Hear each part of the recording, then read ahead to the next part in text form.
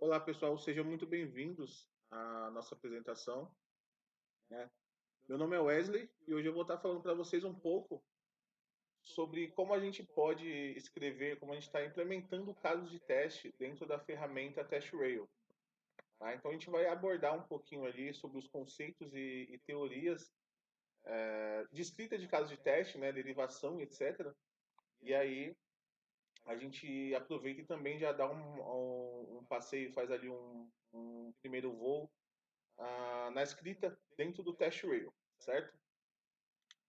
Para começar, vou fazer uma introduçãozinha básica aqui, tá? Então, primeiramente, começando sobre mim, né?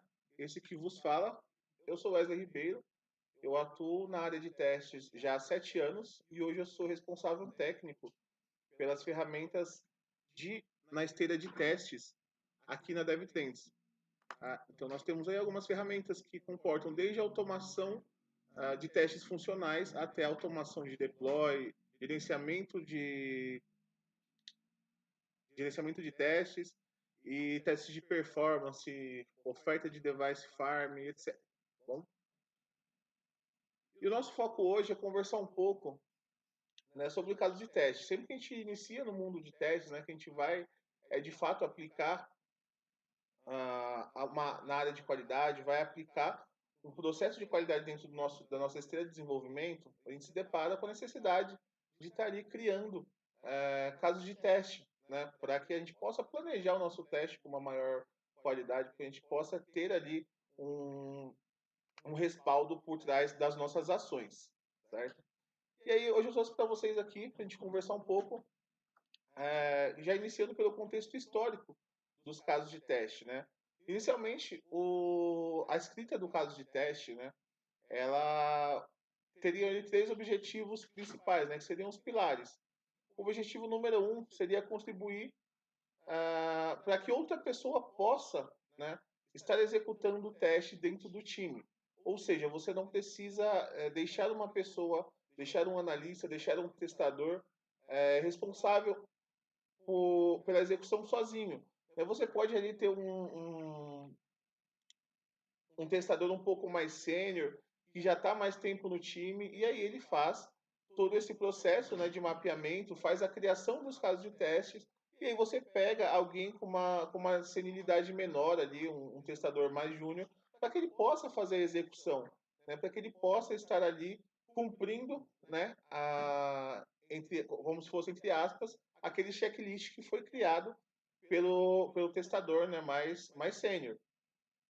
Além disso, o segundo pilar seria para permitir, né, que a equipe de gestão ela tenha uma visibilidade, né, no progresso dos testes. É muito comum a gente ver isso no dia a dia. Né? A gente tem uma volumetria muito grande de testes a serem feitos em um projeto de tecnologia. Então, se a gente não tiver como fazer o tracking, como fazer ali, ter uma matriz de rastreabilidade dentro desses testes, é muito fácil a gente perder foco, é muito fácil a gente acabar deixando, né, cenários mais criteriosos passarem desapercebidos, porque a gente não tem ali uma matriz de rastreabilidade, né, como está validando o progresso da nossa execução. Bom, e o terceiro pilar, né, a gente já meio que começou no spoiler disso, que seria facilitar o mapeamento e documentação da sua execução. Né? Afinal, quando a gente trabalha com teste, a gente trabalha com qualidade, a gente sabe que é o fator X, o que vai fazer a diferença é você trazer ali, ter uma documentação rica em detalhes, né? Ter os seus cenários bem mapeados, ter os seus casos de teste bem escritos, para que você tenha ali, desde a opção da possibilidade de manutenção, né, nos seus casos de teste. Se você for mais para frente trabalhar com automação, você consegue ter em histórico, né, ter esse histórico rico em insumos para que outras pessoas, né, mesmo que não sejam da mesma equipe, seja um desenvolvedor, seja ali alguém da área de gestão, um product owner, seja um gerente, ele consiga ali ter o histórico e obter o entendimento de como ocorreu a sua execução, de como ela foi realizada, quais os problemas, quais os impeditivos, o que levou, né, ao teste final. Qual seria a definição de um caso de teste? Certo? Ele seria mais ou menos ali um conjunto de valores de entrada, né, pré-condições de execução, resultados esperados e pós-condições de execução, desenvolvido para um objetivo particular ou condição de teste. Né? Eu retirei esse trecho, pessoal, do glossário do ISTQB. Né? A entidade, a gente tira a certificação CTFL, onde a gente tem ali a Bíblia, né, entre aspas, do QA, que é o sílabus. Então, só para que a gente possa entender, né, vamos destrinchar um pouco esse trecho. O que seria um conjunto de valores de entrada, pessoal?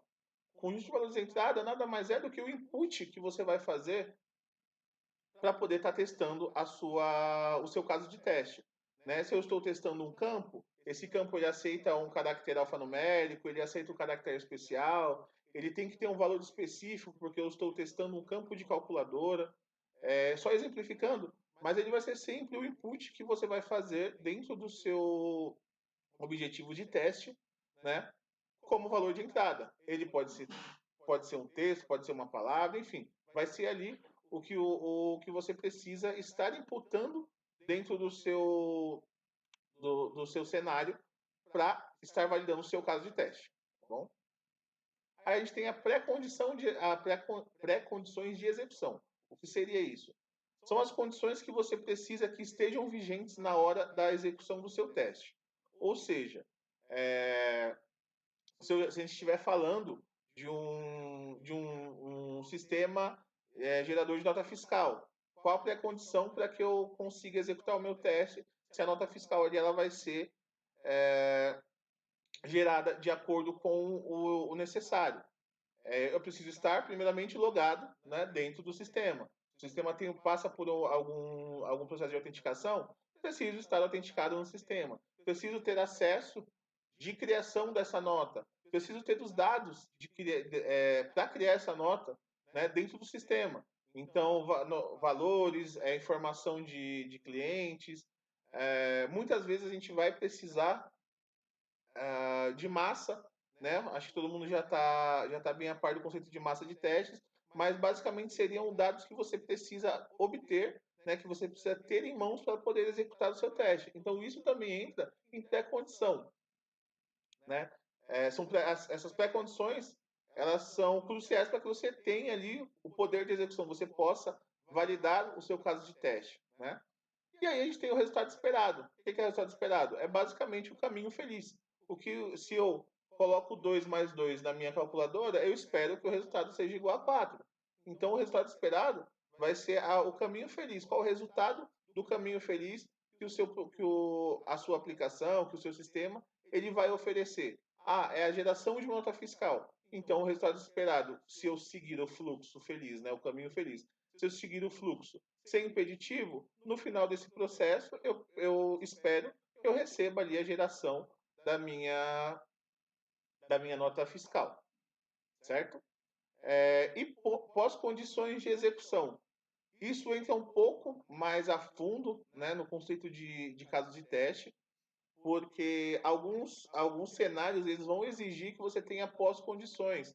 Exemplo, quando a gente trabalha validando algum processo de transação bancária, né? Eu tenho uma pré-condição de estar logado no meu aplicativo, de estar logado na minha conta, no meu internet banking, e aí eu tomo, né, uma ação dentro da minha conta. Um exemplo disso, pessoal, é quando a gente tem essa transação bancária, né, e aí a gente toma alguma ação dentro da nossa conta e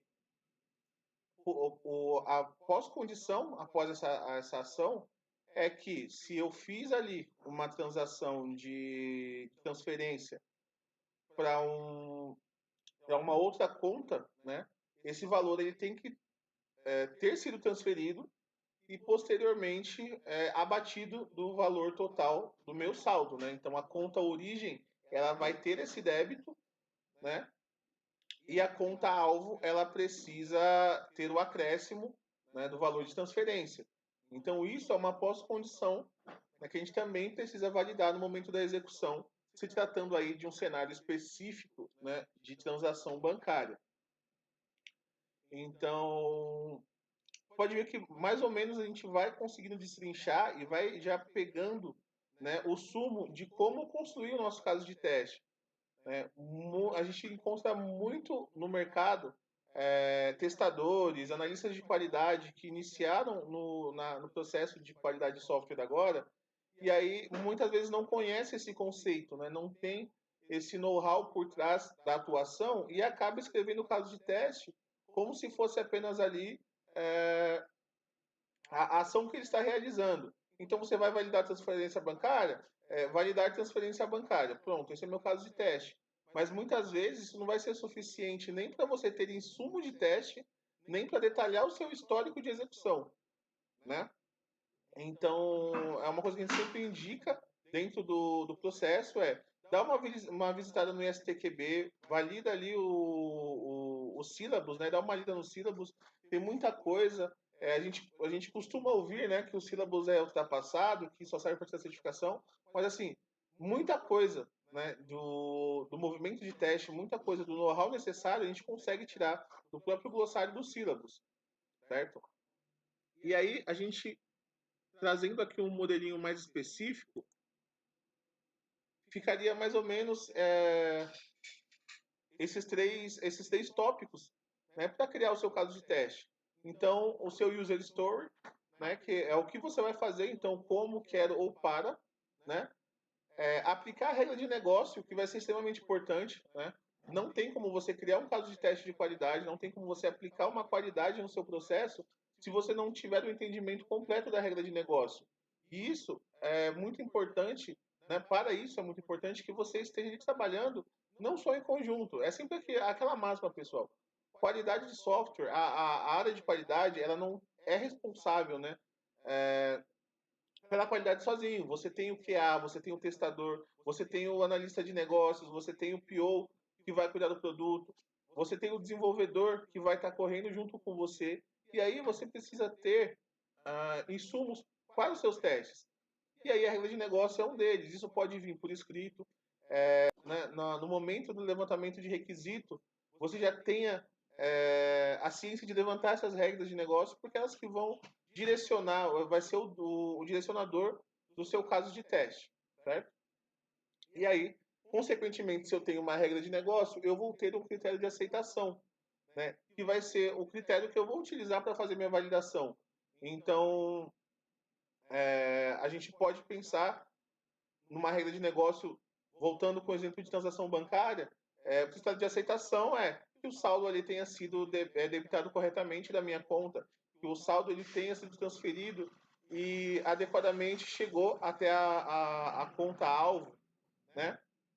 Então, tudo isso a gente levanta ali, faz parte do levantamento de requisitos, para que você consiga construir o seu caso de teste. E aí, para a construção do caso de teste, a gente vai levar em consideração também técnicas de design, né? O que são as técnicas de design? Elas vão permitir que você gere um entendimento, que você percorra um processo menos moroso na hora de criar esse caso de teste. Então, eu coloquei algumas aí na apresentação, né? A partição de equivalência, análise do valor limite, a tabela de decisão. E tudo isso vai permitir que você tenha uma coesão maior na hora de criar o seu caso de teste. Né? Não voltando ali ao nosso exemplo, não trazendo só a ação que vai ser realizada e caracterizar isso como caso de teste, né? É muito mais profundo. E aí a gente tem também a derivação, né, dos casos de teste utilizando o ad hoc, ou seja, você vai interpretar o texto da regra de negócio, né, e vai utilizar isso como base para estar criando o seu caso de teste. Perfeito, pessoal? Então, pessoal, trazendo já um exemplo, né, aplicando as regras do ISTQB, a gente tem essa regra de negócio, né, transação bancária também. Então, o que a regra diz para a gente? Que clientes que possuem saldo positivo, eles vão poder fazer transferência dos seus favorecidos, né? Aqui a gente não exemplificou e não detalhou o tipo de transferência que é o formato da transferência, né? Como ele vai ocorrer. Então é sempre bom pensar em levantar isso também na hora do levantamento de requisito. Se vai ser um TED, se vai ser um DOC, qual vai ser o método, né, de transação bancária. E aí a gente vai realizar uma transferência e o saldo ele deve ser subtraído da conta origem e adicionado à conta destino, à conta alvo, né? Então, aplicando aqui as regras do ISTQB, a gente tem o nosso primeiro CT, né, que seria a transferência de valor com saldo positivo. Então, eu deixei separado a pré-condição de execução, né? A gente não tem definição de valor, mas para efeito de demonstração, a gente vai considerar aqui o valor de R$ 500, né? E aí o favorecido, ele precisa ter um saldo de zero, para que a gente possa ter certeza que a transação ela ocorreu com sucesso, certo? Os valores de entrada, então o nome da favorecida, né, que vai ser ali Bebel, e aí a gente tem o valor da transferência, que vai ser 500. Então, o que eu vou imputar dentro do meu aplicativo, o que eu vou imputar dentro do meu internet banking? O nome da favorecida e aí o valor que eu vou estar transferindo. Claro que a gente colocar isso no modelo de negócio real, pessoal, a gente vai ter muito mais valores de entrada. A gente vai ter uma numeração da conta, a gente vai ter, de repente, o código do Pix, a gente vai ter o horário em que você deseja que aquela transação bancária seja realizado, se é no momento que você está efetuando a ação, se você vai ter um delay disso, se você vai agendar para um outro dia, né? Aí dentro desse dia, se dentro desse dia que você agendou, se ele vai ter ou não, vai ser ou não dia útil, né? Se vai ter expediente do banco ou não, e assim por diante. Então tudo isso ele entraria como valor de entrada. Resultados esperados, né? O resultado esperado do caminho feliz, sempre a gente vai começar o teste no caminho feliz, seria o fluxo ideal, onde eu tenho sucesso ao transferir os R$ 500. Não houve quebra, não houve retorno do valor, não houve problema de identificação de conta, eu só transferi, o favorecido recebeu, e aí a gente fecha o nosso caso de teste, certo? E aí a gente tem as pós-condições de execução, certo? Lembra que a gente conversou sobre as pós-condições que podem ser aplicadas no caso de teste? Então, nesse caso de transferência bancária, eu preciso que o saldo do meu cliente seja igual a zero, porque eu tenho débito, né? Eu preciso que a transferência seja debitada dessa conta original.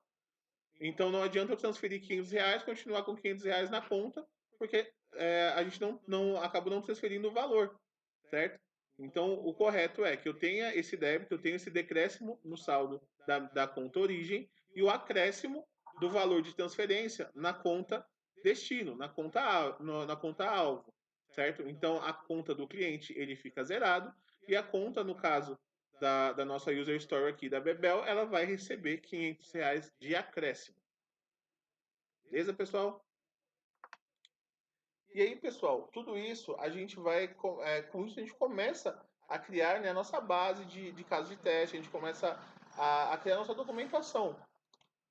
E existem algumas maneiras da gente estar criando essa documentação. Eu posso utilizar um Excel, né, para fazer esses casos de teste, eu posso colocar isso no Word, eu posso colocar numa ferramenta de intranet que a minha empresa utiliza. O importante é que você tenha isso documentado, né? Que você tenha isso documentado, que você tenha isso bem mapeado.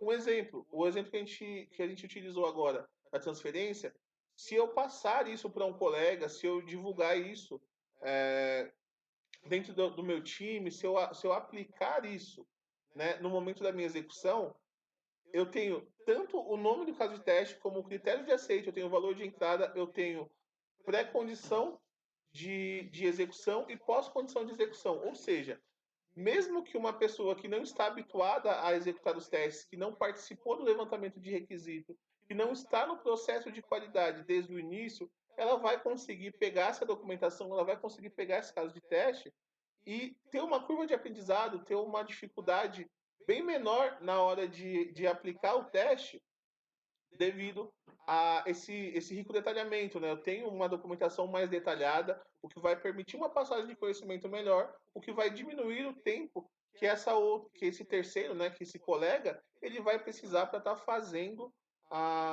executando de fato a tarefa, né? Então é sempre muito importante levar em consideração isso. Por mais que você esteja escrevendo o caso de teste, por mais que você participou do levantamento de requisitos, ter em mente que eu preciso sempre estar escrevendo para outra pessoa entender, né? Evitar muito jargão técnico, evitar muita linguagem específica, né, de projeto. Então, quanto mais conciso, quanto mais coeso e simples eu permitir que o meu caso de teste seja, que a minha documentação ela se ambiente, maior aplicabilidade técnica para outras pessoas eu vou conseguir fornecer, certo? E aí, dessas aplicabilidades seria você trabalhar com uma ferramenta de gestão. A gente viu lá que um dos pilares é conseguir fazer a gestão da execução do teste, é conseguir estar dentro, né, do processo de rastreabilidade. E aí a gente vai olhar um pouquinho agora para a ferramenta de gestão, né, TestRail. Então, pessoal, para quem não conhece o TestRail ainda, tá? O que é o TestRail? Ele é uma plataforma, tá, web que vai permitir que você faça a gestão do seu ciclo de teste. Ou seja, você consegue imputar dentro da própria plataforma, desde o planejamento do seu teste, desde o levantamento de requisito, né, atribuir as atividades e tarefas para os seus colaboradores dentro do seu time, e aí você começa a criar essa matriz de rastreabilidade, onde você consegue fazer o tracking de quem está executando a tarefa, né? Quem é o responsável pela execução, quanto tempo levou, quais foram os impeditivos, quais tarefas, quais casos de testes foram bloqueados, né? Isso tudo ele vai trazer para você através de reportes e de métricas dentro de um dashboard, dentro da própria plataforma, ou pode alimentar dashboards específicos fora da plataforma. Então você pode integrar isso com o Gira, você pode integrar com algum gestor de bug que você já tenha. Você pode estar trazendo esses reports diários, diariamente, semanalmente ou mensalmente, né, de forma automática ali dentro da própria plataforma. Então, setar as pessoas que precisam receber, setar as campanhas que precisam de acompanhamento e, enfim, tem uma rastreabilidade maior do seu time, você consegue estar trabalhando com essa gestão do ciclo de teste e aí você consegue trabalhar também com essa ferramenta nos modelos on-premise ou em nuvem. Né? Então, você pode estar colocando isso dentro do servidor da sua empresa, você pode estar trabalhando isso diretamente em nuvem. Temos o TestRail, ele vai oferecer um sistema de criptografia, você tem autenticação dupla para poder tá entrando, então não tem problema de segurança, não tem problema com regras LGPD. E aí, pessoal, quero mostrar, eu vou só pausar um minutinho para abrir a minha página do TestRail. Perfeito, pessoal. Essa é a página inicial do TestRail, né, do projeto dentro do TestRail. A ferramenta é muito grande, então hoje a gente não vai fazer esse primeiro voo fazendo o overview, né? A gente vai focar aqui na parte de casos de teste, tá? Mas caso vocês se interessem, caso vocês queiram ver um pouco mais, entre em contato com a gente, você consegue aí estar agendando uma apresentação, a gente cria um projeto específico para que você possa entender o funcionamento geral, beleza? Aqui nós temos execução, os milestones, né? As execuções que a gente tá realizando. E aí, clicando em test case, eu posso estar inserindo um caso de teste dentro da minha execução. Tá? Já temos alguns exemplos aqui, pessoal, mas eu vou criar um do zero para que a gente possa aplicar, né, os conceitos que a gente viu nessa apresentação. Então, o título do nosso caso de teste, certo? Tendo em vista tudo que a gente viu até agora, o título do caso de teste ele não pode ser, né, ele não deve ser apenas a ação que a gente vai tomar. Olhando para o nosso exemplo de transferência bancária. Perfeito. A gente tem como nome do caso de teste transferência de valor com saldo positivo, certo? Então, eu tenho o que eu vou validar, que é a transferência, né? Ou transferência de valor, e aí utilizando o saldo positivo como critério, beleza? Então, a gente vai colocar aqui. Por que eu não posso colocar só, né, transferência? Transferência de valor. Porque eu não tenho critério de validação, né? Eu não tenho ali a condição que eu vou utilizar, eu não tenho a regra, né? Porque a gente viu dentro da nossa regra que nós temos algumas pré e pós condições, né? Então sempre tenho que estar colocando isso. Eu sempre tenho que colocar isso dentro do título para que a gente tenha aí a coesão na hora de executar, certo? Então, para esse caso, transferência de valor com saldo positivo.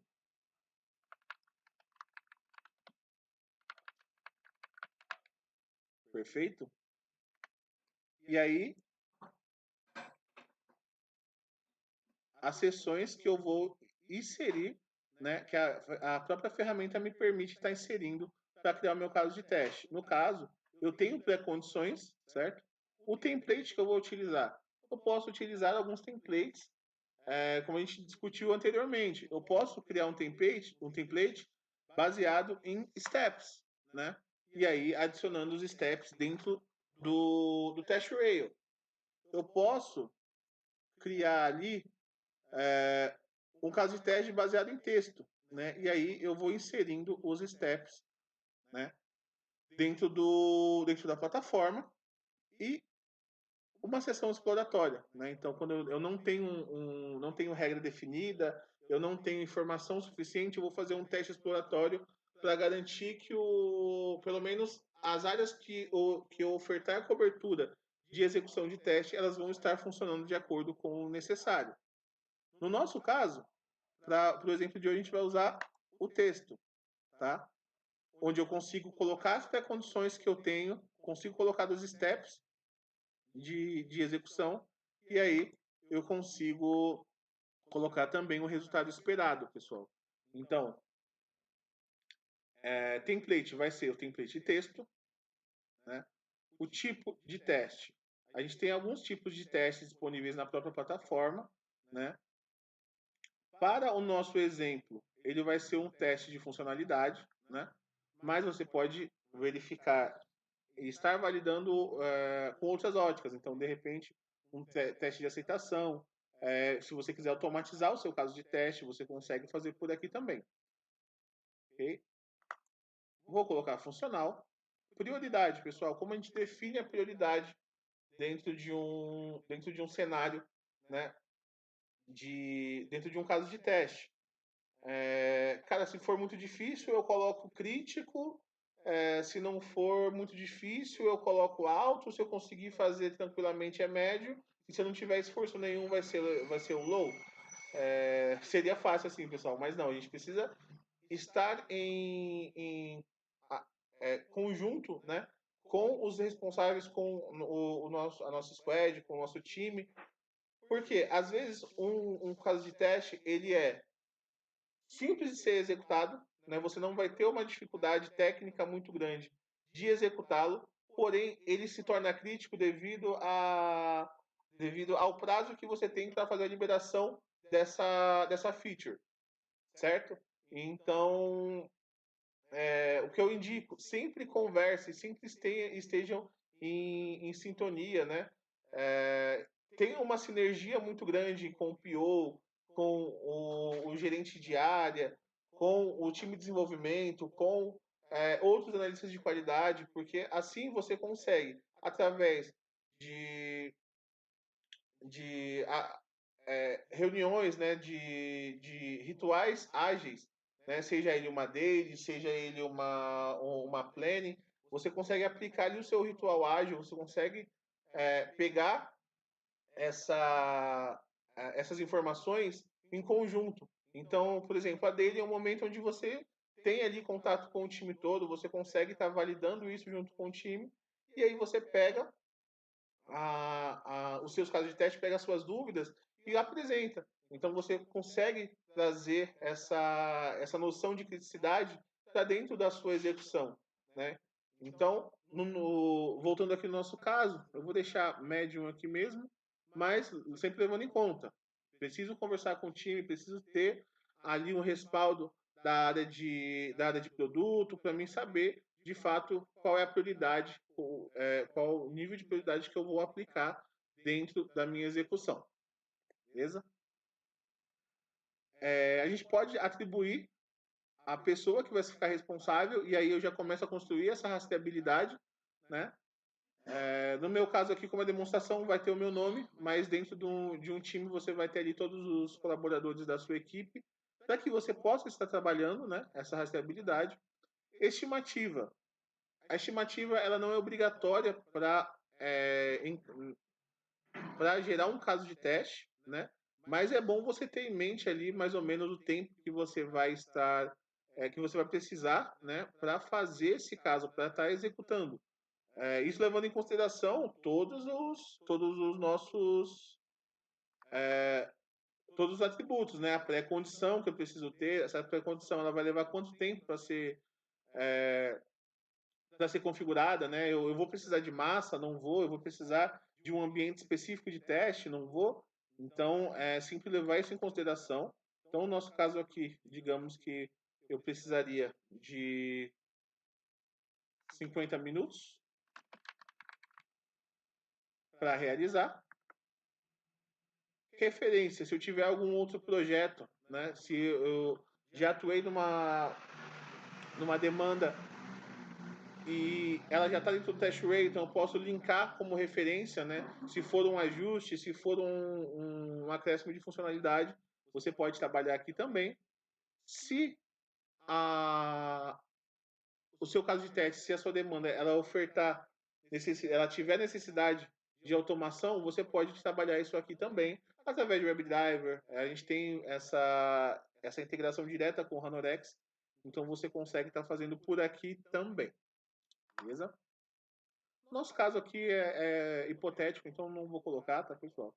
E aí a gente vai começar, né, com o preenchimento de acordo com o que a gente tem dentro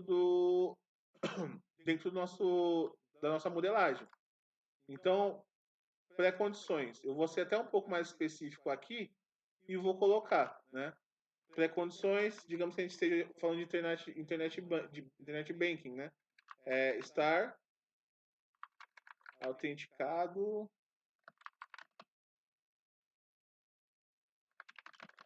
no internet banking. Perfeito. A conta origem necessita ter um saldo equivalente a 500 reais.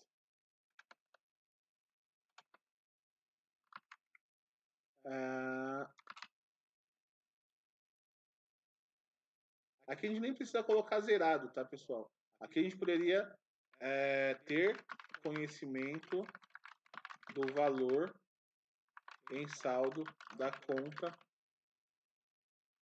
destino. Por quê? Porque às vezes eu não tenho acesso ao. Trabalhando se tratando de uma massa real, às vezes eu não vou poder escolher o perfil da massa, né? Então a gente vai receber a massa, a gente vai receber uma conta e essa conta a gente precisa saber o valor que ela tem em saldo para que eu possa, né, fazer a comparação e validar a transferência do meu valor. Então eu tenho aqui ter conhecimento do valor em saldo do conta destino para para validação final.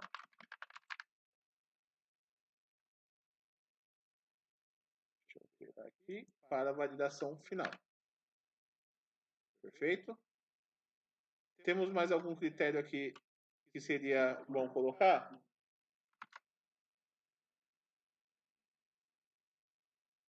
Acho que como pré-condição tá tranquilo, certo? E aí os steps para fazer para realizar essa transferência.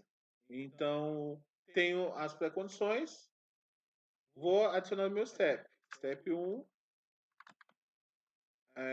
Estou falando bem básico, pessoal, para que a gente possa pegar a lógica por trás, né, para que a gente possa pegar o conceito por trás dessa modelagem. Mas assim, cada testador vai ter a sua forma específica de modelar, cada testador vai ter um objetivo diferente, ele vai ter um formato diferente na hora de executar. Mas assim, a lógica, o conceito, o conceito base é esse. Né? Então, exemplificar os steps. Step 1 seria realizar login dentro do Internet Bank. O step 2,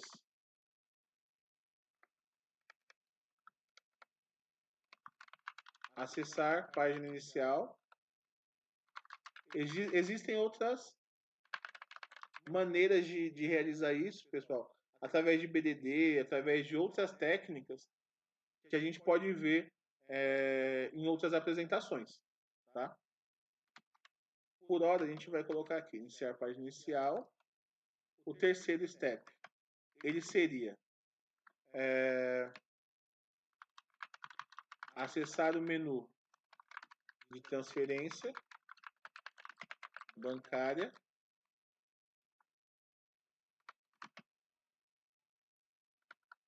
Step 4, definir valor a ser transferido. Perfeito. Quinto step, definir destinatário ou definir conta destino, para ficar de acordo com a nossa pré-condição, né, com a grafia e as nomenclaturas que a gente já utilizou no projeto. Isso também vai facilitar muito na hora da gente definir a nossa documentação.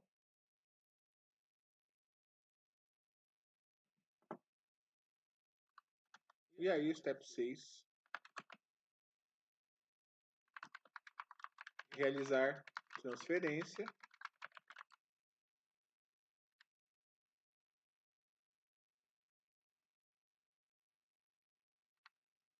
E aí, pessoal, temos o step também final, que seria a validação. Então, eu realizo a transferência e aí eu retorno à página inicial. Retorno à página inicial, que é onde eu vou validar se o saldo ele realmente foi houve o decréscimo de acordo com a minha transferência, ok? E o resultado esperado seria, né, de acordo ali com a nossa modelagem, sucesso ao transferir os R$ 500. Então, sucesso ao transferir os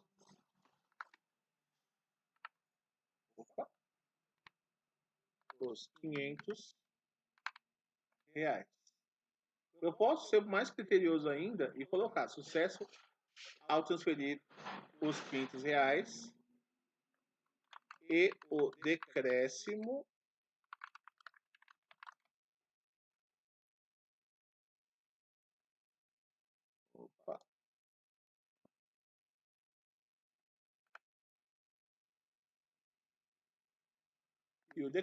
do valor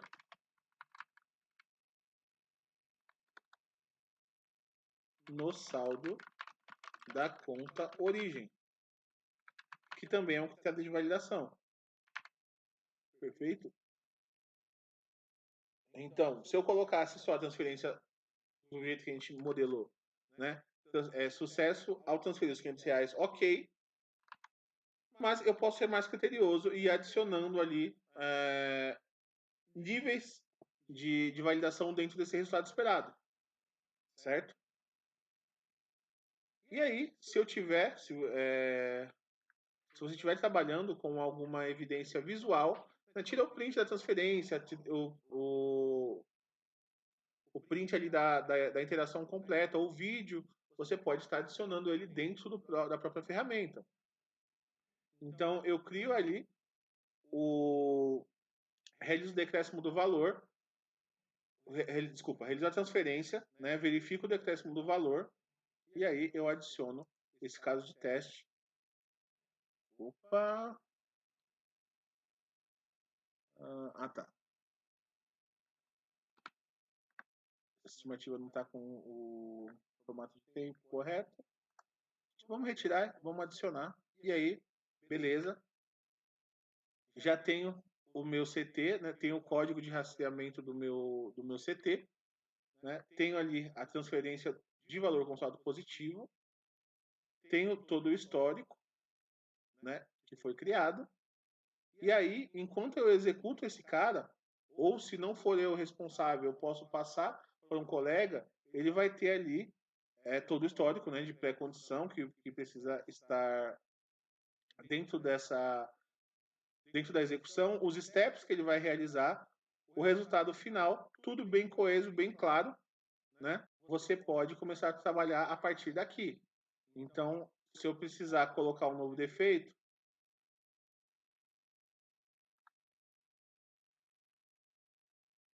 eu posso inseri-lo aqui no momento da execução. Né? Se eu precisar editar esse caso de teste, eu posso estar realizando aqui também. E aí toda ação, tudo que você fizer em cima da sua execução, vai ser baseado no seu caso de teste. Eu queria agradecer a participação de vocês, né, nessa apresentação.